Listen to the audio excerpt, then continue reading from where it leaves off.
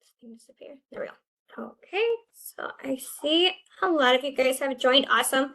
There is still going to be the code up at the top, so at any point you can go ahead and go into menti.com and use the code up at the top to join in. But for the sake of time, I am going to go ahead and move forward just so I can be respectful of everybody's time.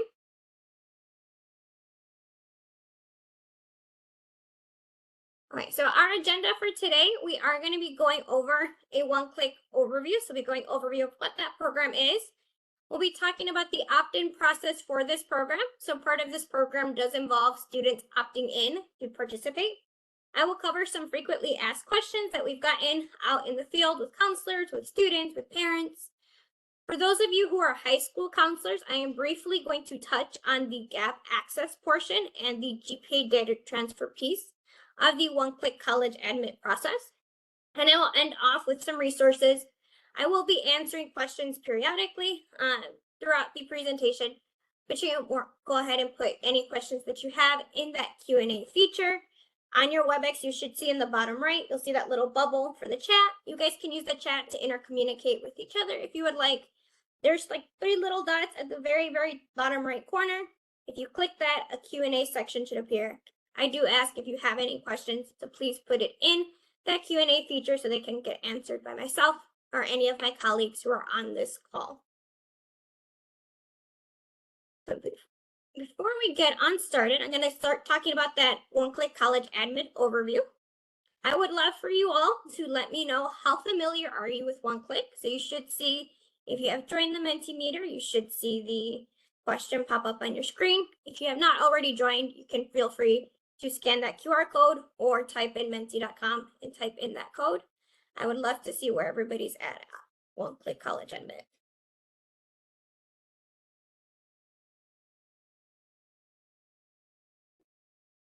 So familiar, somewhat familiar. Okay.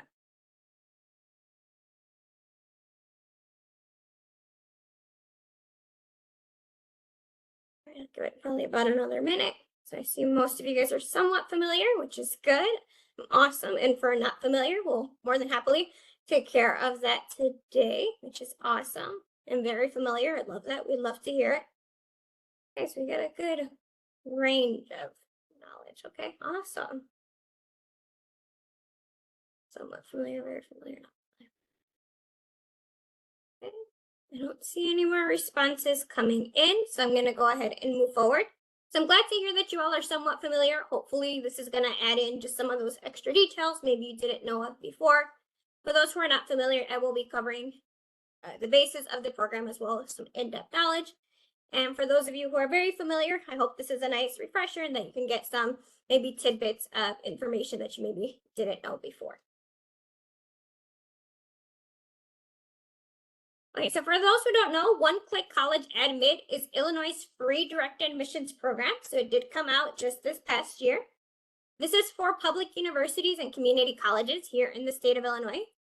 The students can, just by filling out a simple opt-in form and putting in their GPA and reporting their GPA, they could potentially get matched to several different public universities and community colleges here in the state of Illinois. It doesn't require any application fees. Those are completely waived for students participating. There's no essays. There's no letters of recommendation. It does remove a lot of those traditional college application barriers. I don't know about you all, but when I was applying to college, that essay had me stressing out big time. Now that stressor would be removed from students because it does remove that portion.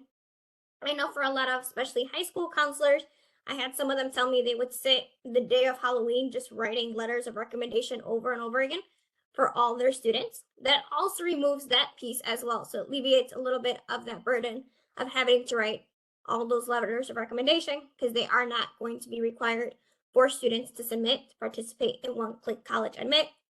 Eligibility for this is purely going to be based on the high school GPA. We currently have 2 versions available. We have our One-Click 1.0 for the current seniors. So this is for the class of 2026 only. This will be closing out at the end of this year. Afterwards, we're going to have One-Click 2.0, which is going to be for current juniors, the class of 2027. The way I like to remember these is we had a pilot version, and then we had One Click 1.0, I like to think of it as our season 1. We're kind of getting into the groove. We're trying to figure out, if y'all watch your TV shows, that first season, kind of trying to get into the plot line. You're trying to get into building that world. I like to think of our One Click 2.0 as our season 2 and beyond, because this is what we're going to continue using. This is the format that will be used for One Click after this. And as we know, the second season is typically, in my opinion, better than that first season. The show is usually getting a little bit more into the groove. Things are a little bit more clear. That is what we're doing for One Click 2.0. We're getting into our groove. We're having things getting set for those current juniors for class of 2027 and beyond. A common question we do actually get out in the field is, what is the goal of this program? So the big goal of this program is to make college more accessible. We want students to have reduced barriers in applying to college. We want to help all students understand that college is an option for them. I worked as an ISAC corps member prior to joining the training and development team, and it wasn't uncommon for me to hear students say, my parents didn't go to college, so I can't go to college. Or I don't have any money for college, so I can't go to college. The idea behind this is that students with just their GPA can get a bunch of offers to public universities and colleges and really start seeing themselves as a college-going student, as being able to go to college. Again, reducing that barrier, because I did have a lot of students who didn't want to apply just because they couldn't afford the fees to pay for it. This would alleviate some of those barriers as well. Again, really trying to make college a lot more easier, a lot more accessible, making that process a little bit more streamlined for students, especially for those who may not be seeing themselves as college going just yet. This does establish a new pathway for student recruitment. So participating colleges and universities can use this as a way to help recruit new students. Maybe a student had never heard of that college before, and for example, if maybe they never heard of Northern Illinois University, but they're getting an offer from Northern Illinois University, they can start getting the picture of, let me look into it. It's a great pathway for student recruitment. It is a new pathway for it, and it helps introduce students to colleges and universities that they may not have known even existed. This also ensures students have a transfer pathway to multiple options around the state. So kind of going off of it, they can see that there's multiple options. This is also available for community college students as well. So community college students are able to participate. So once they're done with, their community college, they can see multiple options around the state to transfer into. I'm not going to focus too much on community college students today, but this is also a great option for them as well. And overall, this is designed to help keep student talent and potential in Illinois. We have great students across the state of Illinois, and we want to keep their talent and potential right here in our home state. This is a map that I have of one-click college admit participation by county. So as you can see, there is a lot of participation throughout the state of Illinois. This data is accurate as of March 6, 2026. It shows the number of students who have opted in over the number of districts with high schools in that county. I know it might look a little bit small. You do have on top of the slide set, you should see a plus button, and you can zoom in if you need to. It is a little bit small, and I do apologize that's as big as I could make it. But you can see, you can even look into your own county. For example, I worked in DuPage County. I still live in DuPage County. I can see in DuPage County there's 107 opt-ins over 13 districts with high schools in it. I also went to U of I, so my eye gets drawn to Champaign. I see 147 over 10, but you can really look into your area. And out of curiosity, I would love for you all to kind of show me what county you are working in. So you should on your screen have a little pin that you can drop. I know the map is a little small, so if you want to just put it relatively in the area you are working in, that'd be great. I know some of those counties are really small, but I'd love to see where are you all coming from. I see a couple northwest, awesome, or northeast, right? Okay. All right, my cardinal directions take me a hot minute. Okay, I can see somebody from the south, awesome. Oh, we're getting a lot of a couple presentations throughout. We got north, we got some south, awesome. Yes, feel free to just drop that pin right where you are. And if you have not joined the Mentimeter yet, you can feel free to join by either scanning that QR code, or you can hit menti.com and type in that code to join on in. I'd love to have you all participate. Okay, so we have quite a bit up here in the Chicagoland-ish area. And we have a couple from Southern Illinois. Awesome. Probably give it about another minute in case anybody else wants to participate. Otherwise, I'll go ahead and move on. Awesome, yay! I love seeing this representation. I love that we are all coming together from all parts of the state. I think that is the best part of this virtual platform, is to really gather everybody up. And I love, love, love, love to see it. Awesome, you guys. Okay, well, I am seeing some great diversity. It makes me super happy to hear that people from across the state are looking into learning about it, and that we can hopefully collectively grow this program together.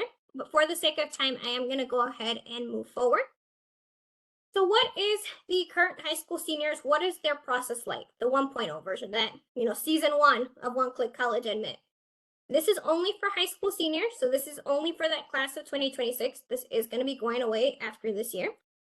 8 public universities and 8 community colleges did agree to participate in this round in season 1. They does rely on self-reported GPA. So seniors had to create their Common App account. They would put down their home address. They would enter their GPA and their GPA scale. If any of you are familiar with that Common App profile, they filled it out almost the exact same way they would their normal Common App profile. Once they hit that GPA and entered that in there, Common App would run matches weekly based on the colleges that were participating and the GPA thresholds they set, and the GPA the students self-reported. This did, though, mean that the colleges do have to still verify that their GPAs, so they will still have to verify that that GPA is actually accurate. But once that match has been run, Common App is going to email their offer to the student and the parent. If the student provided their parent email on their Common App will email the offer to the student. There is a section on Common App that has a direct admissions tab. So if you're in that menu tab, you hit that little menu button, there's a direct admissions tab. Students can go into it. They can see their direct admissions offers in Common App. The ones from Illinois will always appear first, and then the rest of the states will follow. Universities and colleges are made aware that the student has gotten that offer once the student moves their direct admissions offer into their My Colleges tab. So they're going to want to add this college to their My Colleges. They may still be asked some additional questions, such as what major are they looking to get into? What are their housing plans? This is the way that 1.0 version is running for the current high school seniors. It is primarily going to be run through Common App, and it is going to be ending after the current seniors graduate. Because then we're going to be moving on to current high school juniors. So this is our One Click College Admit season 2. And this is what is going to be continuing beyond class of 2026. So for class of 2027, 28, 29, so on and so forth, they're going to be doing this process. So this process was defined by the House Bill 3522. This is for high school juniors and community college students as well. So this has been opened up for community college students looking to transfer from their community college to a participating public university. In the previous iteration, it was 8 public universities. Now it is 10 public universities. So ISU and UIS were not in the class of 2026, but they did join in for the class of 2027. U of I and UIC, while they are not participating directly in that direct admissions program, they are doing a outreach plan with direct admissions, and I'll talk to you all about that in a moment. The difference between these seniors and the juniors is that this does use verified GPA. So juniors essentially have to opt in to allow that GPA to be shared with ISAC. The colleges and universities will notify ISAC of their GPA requirements.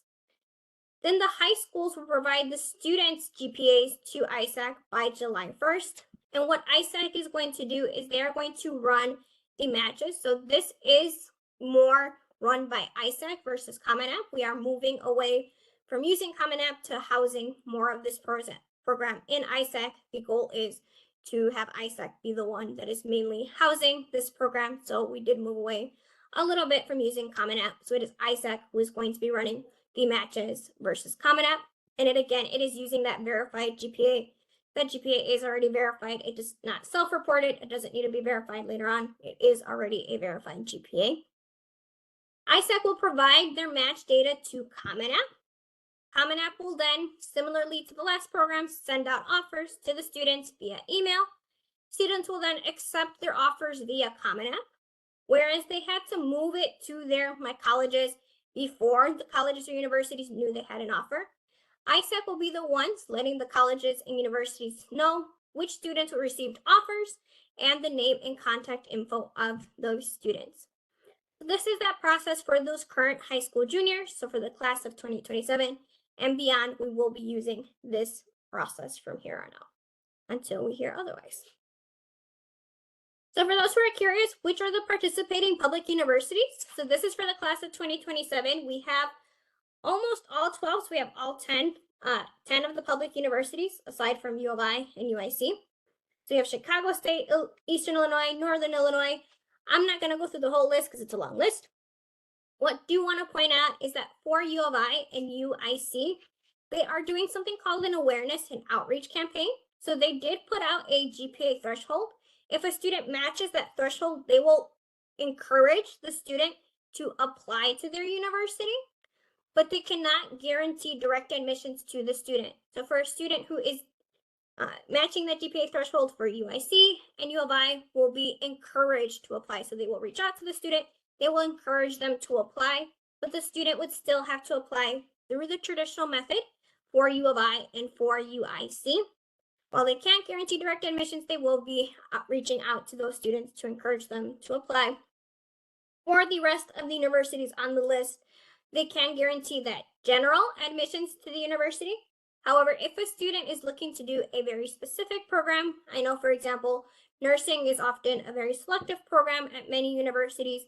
If it has a separate application process to the nursing program, the honors colleges, students would still have to do those selective applications. Direct admissions guarantees that general admission to the college and university. There's also a lot of community colleges participating. I will give you all a minute to look at it to see if your community college in your area is on there. I'm not going to read out that list just because it is a very, very long list, but I will give you all a minute to look it over to see which colleges in your area are participating.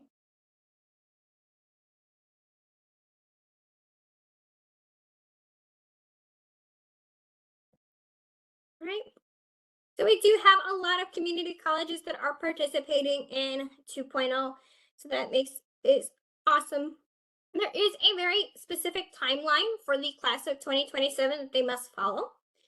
So in August 15th, 2025, this is when the opt-in platform did open for juniors. So it is currently open at this moment. This platform is going to close on May 22nd. So students are going to be asked to opt in to the one-click college admit program by May 22nd.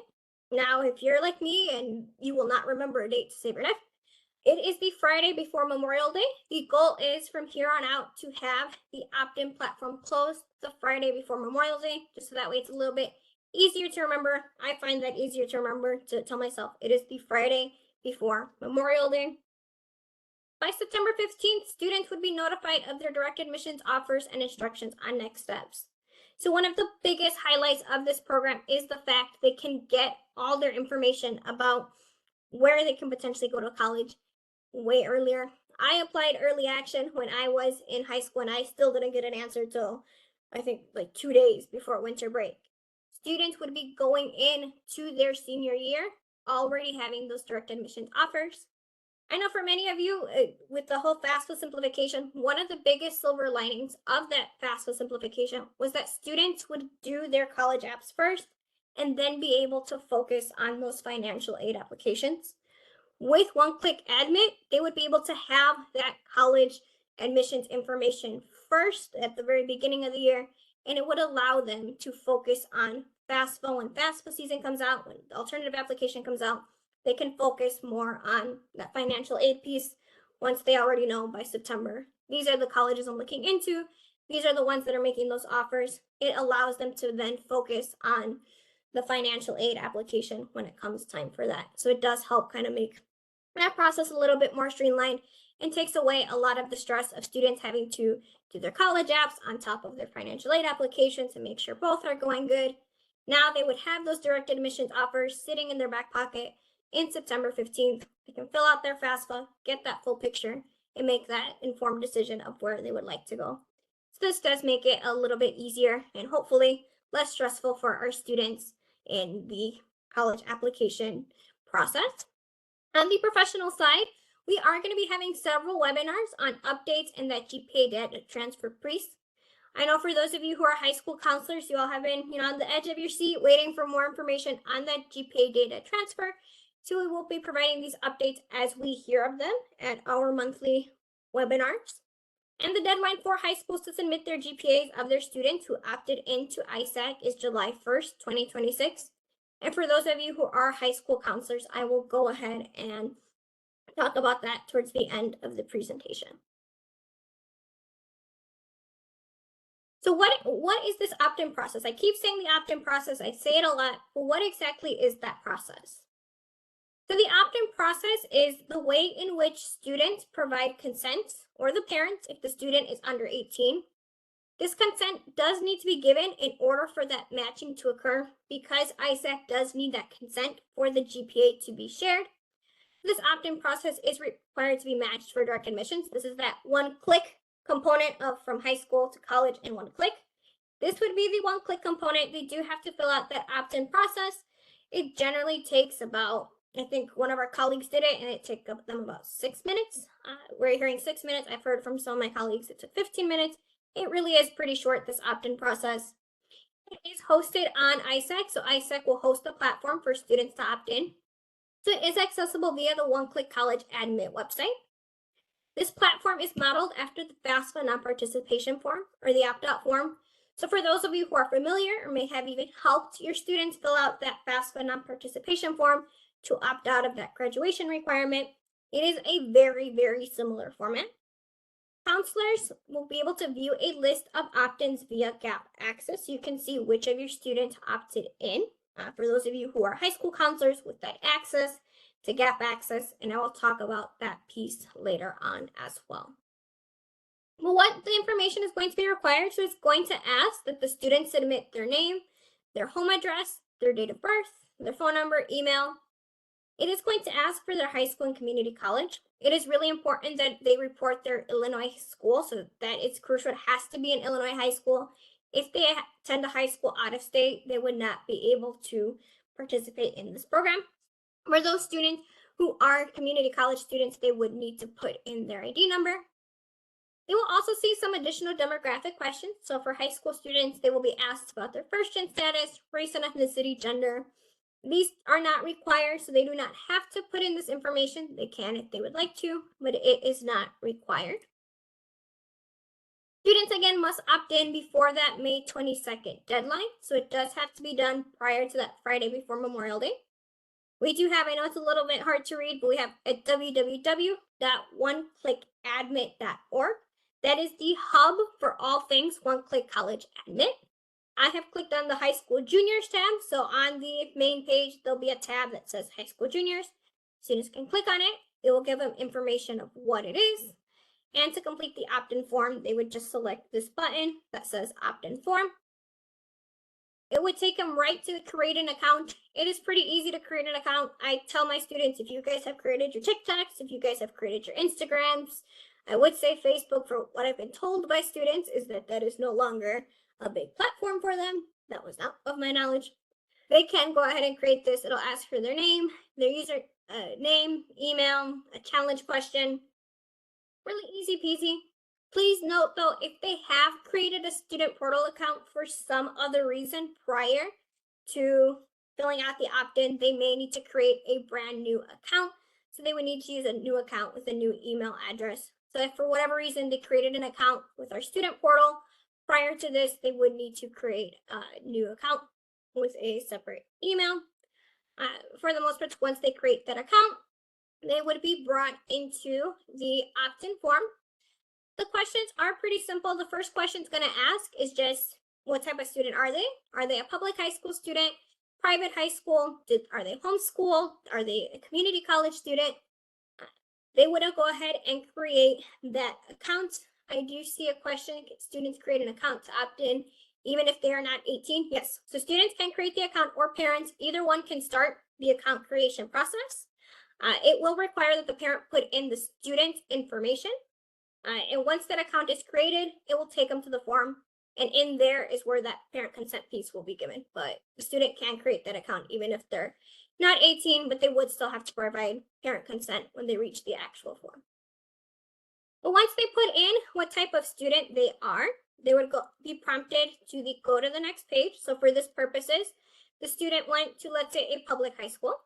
They were going to be brought into this consent piece for the student themselves. So this lets the student know what exactly they are signing up for. I like to tell students, I know I'm the type of person who likes to scroll through the terms and conditions and just click accept at the very end just to get it over with. It is important that they are reading this through. I like to encourage my students to read the information completely so they know what they are signing up for. It essentially lets them know that the Direction Admissions program is to help match them with colleges and universities for general admission. It tells them what the privacy sharing is going to be like. It also reminds them that if they are under the age of 18, they are going to be required to provide their parents' information, and a parent will need to sign off saying that this is okay for their student to participate in. If the student has read everything and they understand, they can click this checkbox at the bottom. It does let them know if they are under 18, parent information is going to be required. And I will show you all what that looks like in just a minute. So this is the student's information that it's going to be asked. So it's going to ask for their legal first name. And this is really, really, really crucial component. I know it's a really small component, but it's really important. Students are putting their full legal name, their first name, their last name. I know a lot of students, for example, if they're Nicholas, they go by Nick. They should be putting down Nicholas instead of Nick. For matching purposes, it is important that they are using their legal first name and their legal last name. They'll then put down the date of birth, so that is how the system is going to determine if they're under 18 and will need parent consent, or if they're over based on that date of birth. They'll then put in their phone number. Really important, they need to be putting a personal email address. This is really, really essential, not a school email address. Just like with any other college application process, when we work with students, we generally advise them to use that personal email address. It is really essential that they are using their personal email address and that they remember what email address they used. I know I've had students who had like 5 different email addresses. They need to be remembering which one they are using, because that same email address is going to be needed to create that Common App account. They'll also enter in that home address in there as well. It will then bring the student to enter their school information. This is going to be a drop-down menu. So students do have to be careful to select the correct high school. I went to, for those of you who are in the northern Chicagoland area, I went to a Glenbard school. For those who don't know, there's a Glenbard North, there's a Glenbard West, there's a Glenbard East, there's a Glenbard South, there's also a Glenbrook North, there's also a Glenbrook South. It was really easy for me in high school to click the wrong school. So for students, it's really important that they are selecting the correct high school and paying attention to what they are reading to ensure that the information is getting sent to the right high school. If they are under the age of 18, this box in blue is automatically going to be checked for them. They cannot uncheck it, stating that they are under 18, and it is going to prompt them to put in their parent's first name and last name. For a student who is over the age of 18, this would just be grayed out. So they wouldn't see that blue checkbox. All of it would just be grayed out. They wouldn't need to put parent info if they are over 18. But for those who are under 18, it is going to ask for their parent's first name and last name. It is then going to bring the parents to this part right here. So it is really important that when the student and parent are working together to do the consent piece, that the parent is reading over this information. Essentially, it is stating that the parent is giving that consent for the high school to release the specified student educational record to ISAC, to the public universities and colleges, to allow for this program to be administered. It does detail exactly what is done with the information, what privacy acts are behind it. So it is important that a parent does read this over. I always tell my students to, don't just sign off on anything for mom or dad. Make sure mom and dad are reading it, and make sure mom and dad are signing off on it, stating that they understand. Once parent gives that consent that yes, this is okay, all the parent needs to do is enter their name. They'll enter their full name right here to certify that they have read and agreed to this, and they can go ahead and move on. If for whatever reason, let's say the student started this process at school and then they need to go home later to get a hold of mom or dad, they can save their progress while they're working on the form. So they could save it and then they could go back home, check with mom and dad, and finish off the form. I have seen some students do that, so they can actually save their progress if needed. Okay, so we're also having this opt-in form. So these are optional questions for high school juniors. Again, this is that gender piece, this is that race and ethnicity piece, and it is the highest level of education completed by their parents. These are pretty optional questions. They don't have to report anything. This is not any impact on their offers or anything. This is just for ISAC data purposes, but this does not have any impact if they choose not to fill this out. Finally, if a student, for whatever reason, needs to make a change to their opt-in form, so once they've submitted it, if they do need to make a change, that is totally okay. They can go ahead and go back in and make that change. So for example, if a student clicked the wrong high school, or they put in Nick instead of Nicholas, they can go back in there, make that change, and resubmit it, and a rematch will occur. If for whatever reason they want to rescind this application, maybe they don't want to be participating in this program anymore, their parent doesn't want to be in this program doesn't want their student in it, this can be rescinded as well. But this all has to be done prior to the May 22nd deadline. So it is really important that students are making sure that their information is accurate, and if there are any inconsistencies with the data, that they are correcting that prior to the 22nd of May, because that is that deadline.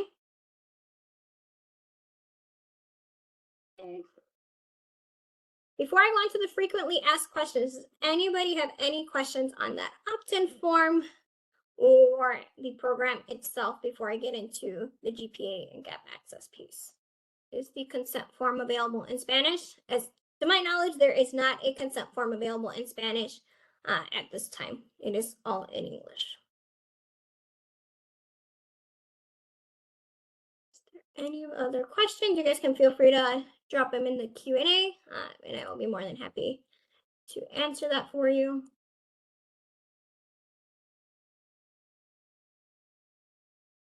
A minute. And that Q&A piece, for those who don't know, is at the bottom right of the screen. You can find those 3 little dots. There should be a Q&A feature, and you can type your questions in there.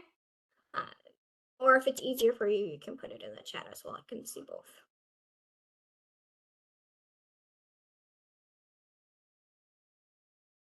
I'm not seeing any questions pop up yet, but if any pop up, go ahead and put it in the Q&A, and we'll go ahead and check in on it a little bit later. But some frequently asked questions we've gotten out in the field. Are students who attend an out-of-state high school eligible for one-click college admit? Unfortunately, the answer is no. This program is based on attending an Illinois high school, not where the student lives. So it is based on attendance in an Illinois high school, not their residency. So even if a student lives in Illinois, but maybe they go to a high school out of state, they wouldn't be eligible. They do have to be a resident here. They do have to be attending an Illinois high school. Just because they're a resident doesn't mean they are eligible. They have to be attending an Illinois high school to be eligible for the program.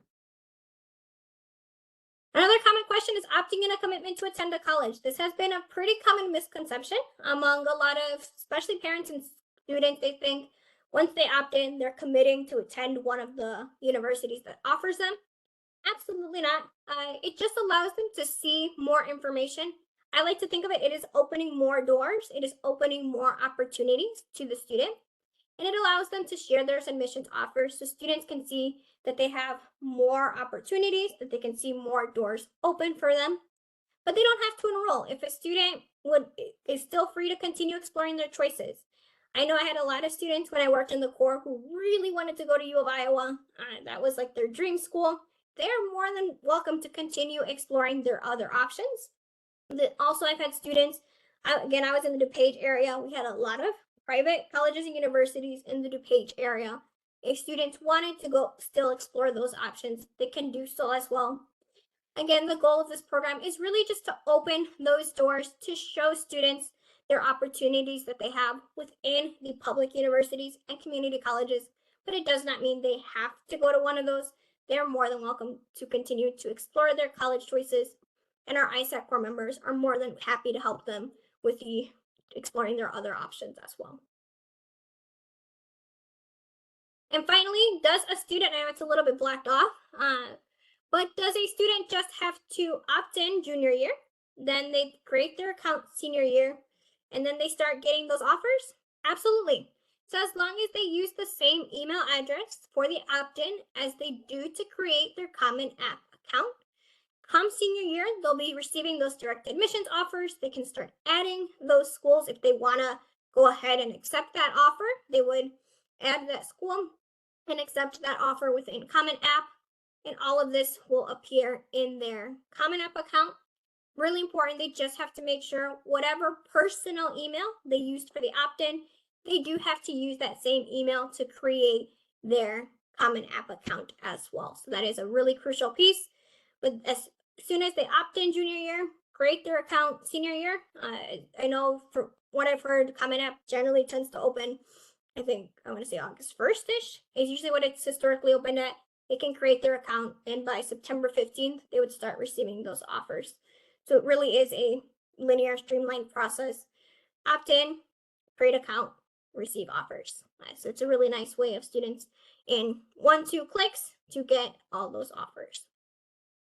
I am going to dive a little bit deeper into that gap access piece. So for those of you who are high school counselors who have that gap access portal, this portal is used for application submissions, for determining program eligibility and payment requests for ISAC administered programs. So for those who are on the high school counselor side of things, there is one-click college admit opt-in data for the class of 2027. This is now available in gap access for those who are on the high school side of things. If for whatever reason you have access to gap access, but you are not seeing this information, I would encourage you to contact your primary administrator. This is typically a principal. I've seen it a handful of times be a superintendent. To see that one-click admit data, it may just be you need to get access from your primary administrator. So to access the one-click college admit homepage, counselors can now log in to Gap Access. And in the top right-hand corner, there's going to be a programs option. You can select programs and you'll see one-click admit or one-click college. And you can go ahead and select that option. Again, this programs tab is going to look different depending on what programs you are in. But if you see that select the one-click college admit, go ahead and click on that. And that is where you can see all the opt-in information. I'm going to go through each portion of this homepage briefly, but just note that this data only includes 2.0 for class of 2027.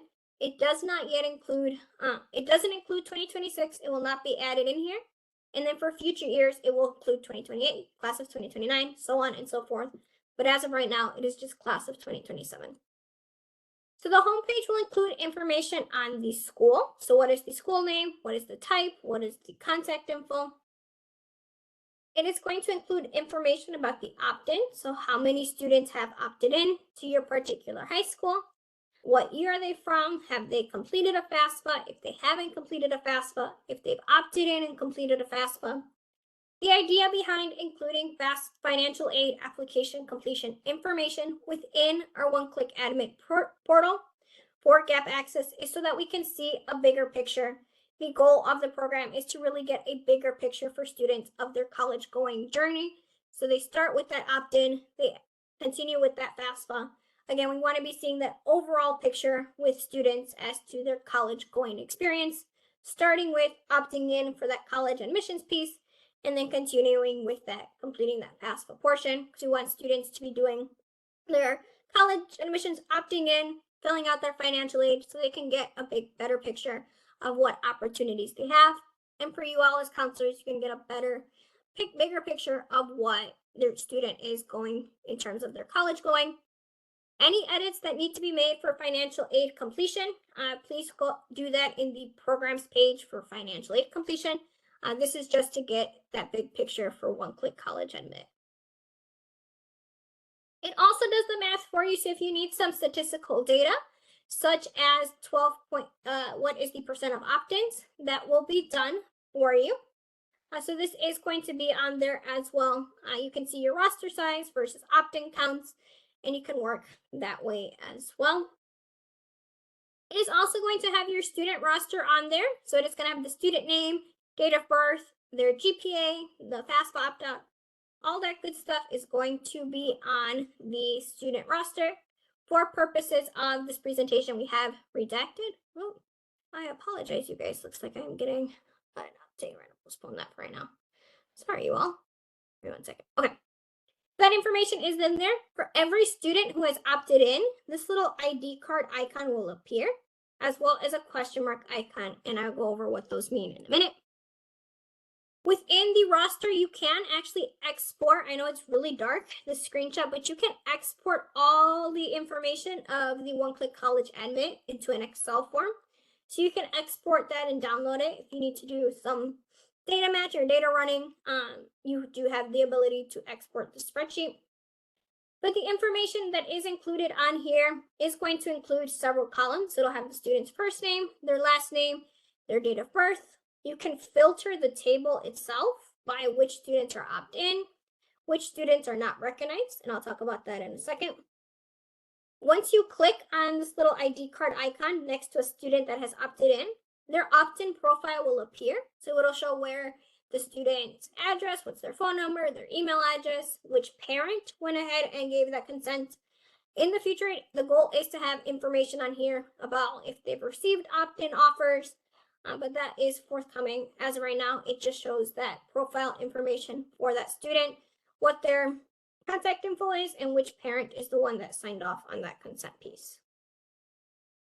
Also, as part of the roster, if for whatever reason a student appears on your roster that you do not recognize, you can mark the student as not recognized by clicking this question mark icon.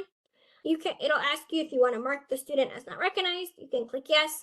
This would mainly be used in the case that the student is not enrolled at your school. Maybe they transferred a while back ago. Maybe they just were never in your school. They could have clicked the wrong school.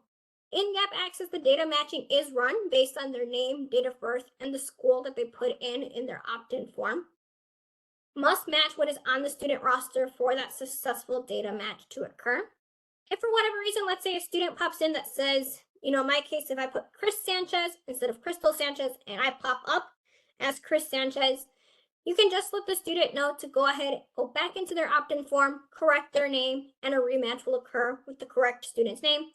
Especially if a student is like, I submitted my opt-in, I already submitted it. We all know students may have, be saying up and down that they submitted it. Have them, and they're not appearing on your Gap Access. Double check with them that the information they put in is correct. Any and all data that they do have to resolve must be done before that May 22nd deadline. In order for any corrections to be made, should be made before that time. Okay. Before I get into the next point, I did see a question in the Q&A. Are the GPA cutoff scores for each college published? So they are going to be on our one-click college admit website, and I will put the link for it at the end of the presentation. But there is, on our one-click college admit website, there is a tab that says colleges and universities, and you can see the universities, and you can also see what GPA that they have published. If they've published one, it is going to be on our one-click college admit website, is where that GPA cutoff scores are going to be for each college and university. Good question. Okay. So for counselors, I know for those of you who are high school counselors, you have been waiting for more of that information for that GPA data transfer piece. So I'm going to touch on this briefly, because I do know that not everybody on here is a high school counselor, but for those who are high school counselors, I do want to touch on this very briefly. Data for one-click college admit and the ISAC State Scholars Program will be collected through an annual high school data collection process at the end of the year. This data collection is going to begin on May 18th. All this data must be submitted no later than July 1st to ensure timely matching. High school counselors can upload this information through one of the two electronic methods, if you have historically done State Scholars, it is the same process. You can upload an Excel sheet or an online data entry piece. It is going to ask for that you provide the data for the entire class of juniors. Even if a student doesn't appear to meet State Scholars, they may still be eligible for one-click college admit. So we do ask that high schools provide the data for that entire class of juniors. It is also going to ask for the one-click college admit specifically. It is going to require that the student's unweighted GPA for 6th semester is reported. And that is what is going to be used for that matching piece. We need 6th semester unweighted GPA. Other information will be required as well, such as the student's demographics, their GPA. Unweighted is mandatory, but weighted can be reported if available. What's needed for State Scholars has not changed, so you still need that class rank and those disqualification codes. I know I'm running low on time, so I did kind of speed run that, but we do have webinars coming up where I'll spend more time in depth with that GPA piece. Do we have any questions? I don't see any popping up, so I want to be respectful of everybody's time. I do want to wrap up with just some resources. If you were on that kickoff session, you may have seen these already. Our oneclickadmit.org is our hub for anything one-click college admit. So this is where you will find resources to help families navigate one-click college admit. This is also where those GPAs cutoffs are going to be posted. We have opt-in walkthroughs, so I just walked you all through that opt-in process, but my colleague Brandon did actually create a video for students, for parents, and for community college students, so they can see exactly how you all just did. I think his shortest video was 4 minutes. I think he did the community college student opt-in in about 4 minutes. So it is really super simple. In as little as 15 minutes or less, students can be getting all these offers. We also have questions if juniors have any questions. We do have an FAQ page for juniors, for seniors, a step-by-step guide. We also have informational webinars on there and downloadable materials for counselors. You can download material in English. We also have Spanish material. So if you have a lot of Spanish-speaking families or you want to get this out to Spanish-speaking families, we do have promotional material for Spanish-speaking families available on our website as well. For www.oneclickadmit.org. If you just look up one-click college admit Illinois on Google, it usually will pop up. I am typing this to the best of my ability on the chat. It is all going to be on there. We also have that toolkit that my colleague Anna talked about. So if you are looking to host a workshop to help students in your high school or your community opt into one-click college admit, this is a guide as to how to do it, including an overview of it, step-by-step, checklists, FAQs, anything you need to host that successful workshop, it is in that toolkit for you. We have, some schools have posted this on their website. There's a lot of different ways to promote this. One example we've seen is Morton District has posted it right on their website. Once a student goes into their website or a parent, they see this icon pop up. I've seen it put on TVs. I've seen it put on bulletin boards. There's a lot of great ways that you can promote this program to your students. And of course, our ISAC core members are always here to help. They are trained to help with the one-click college admit process and financial aid application. I have heard one of my colleagues, Abel, had talked about potentially hosting an opt-in workshop and a studentaid.gov workshop the same day. Students can get their foot in the door with college admissions, foot in the door with financial aid, and ISAC core members are happy to help with both arenas. And we also have our bookings page if anybody, a student or parent, wants a one-on-one conversation. I was an ISAC core member. I know many of the ISAC core members that are on there, and they are always a great help. We do have upcoming webinars for professionals. We will have this posted on our website, but you can scan the QR code briefly. And we have several webinars coming up. So if you'd like to learn more about the program, we will have them in April. And we also have 2 more in May. I do want to be respectful, so I know I'm zooming through this, but really important, if a student or family needs assistance with these workshops, we have virtual workshops for them run by our ISAC core, completely free. Our next one is Thursday, March 26th. There are several others coming up. Families can register at isac.org/OCCA workshops. Please feel free to spread the word. We want to make sure students have as much support, and you all as counselors have a place to direct students so we can help alleviate that load of supporting those students. You can send them our way to these virtual workshops. We can help them get situated with that as well. We want to make sure we can provide as much support for you all as possible. We do have a first gen newsletter coming up. So one thing we didn't announce earlier is that many of our students who mostly benefit from one-click college admit is especially those first gen students. For you all as professionals, we here on the PD team have created a newsletter where you can get the latest and greatest information on helping students navigate the college going experience from that first generation lens. So if you'd like to join in, I encourage you to scan that QR code. Again, this will be posted later on. And finally, we do have a PACE curriculum training. So for those of you who are in the middle school sphere or like to learn more about how PACE works in that middle school sphere, we are having an event at Parkland College, a half-day training on our PACE curriculum from 8:30 to 12 on Tuesday, April 21st. Registration is open. Please feel free to share. If you are in the high school or community sphere, feel free to share this with your counterparts in the middle school sphere. We would love to see people participate. It is a great training with a lot of resources to help middle schoolers prepare for college. So that way, by the time they're in high school, hopefully, they're like, one click, I'm ready. I got this. I know I'm going.